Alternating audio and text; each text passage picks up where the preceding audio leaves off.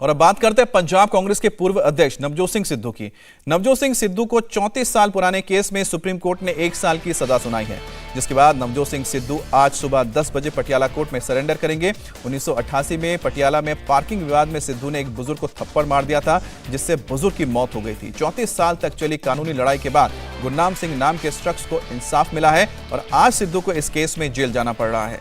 Court में surrender करते हुए सिद्धू की Y+ कैटेगरी की सुरक्षा भी वापस ले ली जाएगी।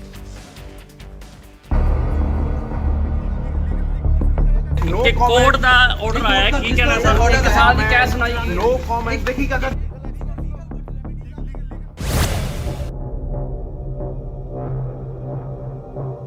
34 साल बाद सिद्धू को 1 साल की सजा। काउंटडाउन शुरू, जेल जाएंगे गुरु। सुप्रीम कोर्ट ने सिद्धू को 1 साल की सजा सुना दी है। 1988 का ये वही मामला है जिसमें नवजोत सिंह सिद्धू की पिटाई से एक बुजुर्ग की मौत हो गई थी। सिद्धू सर जिदा कोर्ट का ऑर्डर आया है, की कहना सर? एक साल की क्या सुनाई? No comment. देखिए अगर गिर जाएगा। कहते हैं ना कि सच परेशान हो सकता है लेकिन पराजित नहीं। सिद्धू 34 साल तक बचते रहे, लेकिन सुप्रीम कोर्ट ने उन्हें उनके गुनाह का दंड दे ही दिया। एक दौर था जब नवजोत सिंह सिद्धू पंजाब का मुख्यमंत्री बनने का सपना देखा करते थे। सीएम बनने का उनका ख्वाब तो पूरा नहीं हो पाया, लेकिन अब सिद्धू को हर हालात में सलाखों के पीछे जाना होगा। सिद्धू को तो अपने गुनाह का दंड भुगतना ही होगा। नवजोत सिंह सिद्धू 2006 में जब इंडिया टीवी के शो आपकी अदालत में आए थे तो उनसे इस केस के बारे में पूछा गया था। सुनिए तब सिद्धू ने क्या कहा था। चीज जो है, जो सनसनीखेज हो, वो जर्नलिस्ट हमेशा उठाता है। आपको एक सनसनीखेज चीज याद दिलाता हूं। जरूर सर। 27 दिसंबर 1988 1988 की बात है। गुरनाम सिंह नाम के एक आदमी को आपने घूंसा मारा और उसके बाद वो दुनिया से विदा हो गए। देखो, ये एक बहुत सीरियस बात है और मैं एक बात मानता हूं कि उत्तेजित था मैं। अब वो मामला अभी भी सब जुडिस है, उसके बारे में मैं खुलेआम खुलासा करूंगा तो वो कोर्ट की तौहीन होगी, क्योंकि द मैटर इज सब जुडिस।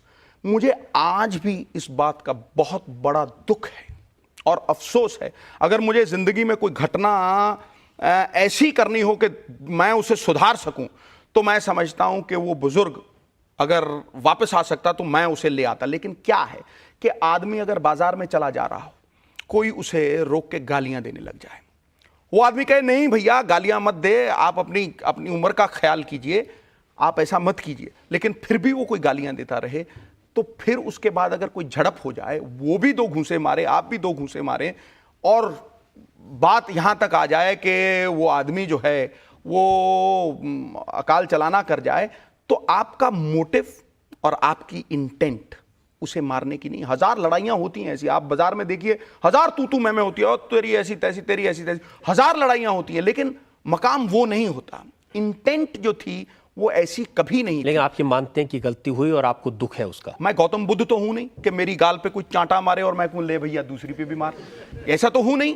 किसी ने गाली दी, किसी ने बेअदबी की, मैंने कभी किसी से बेअदबी नहीं की। अगर कोई मेरे साथ करता तो मैं उसके साथ जड़ा, लेकिन मेरी कोई इंटेंशन ऐसी नहीं थी। और एक बात मैं आपको बता दूं, जो कोर्ट का फैसला हुआ है, अब उसके बारे में मैं अगर बात करूंगी, मेरे साथ एक और भी आदमी था, रुपिंदर संधू, उसी की जिप्सी में थे, गालियां भी उसी को पड़ी थी और मैं छुड़वाने वालों में से भी था। और क्या हुआ उसके बारे में अगर बात करूंगा तो फिर वो कोर्ट की तौहीन होगी। लेकिन जो हुआ वो बुरा हुआ, मैंने इस बात का पूरी तरह से आज भी इस्तेकबाल करता हूं। लेकिन कुछ चीजें ऐसी होती हैं जो विधिवश होती हैं, जिनको इंसान टाल नहीं सकता। अगर मेरे वश में होता तो मैं वैसा नहीं करता। मेरा इंटेंट और मोटिव ऐसा नहीं था, कोई हथियार नहीं था, कोई पुरानी दुश्मनी नहीं था, कोई गोली नहीं जाके मारी।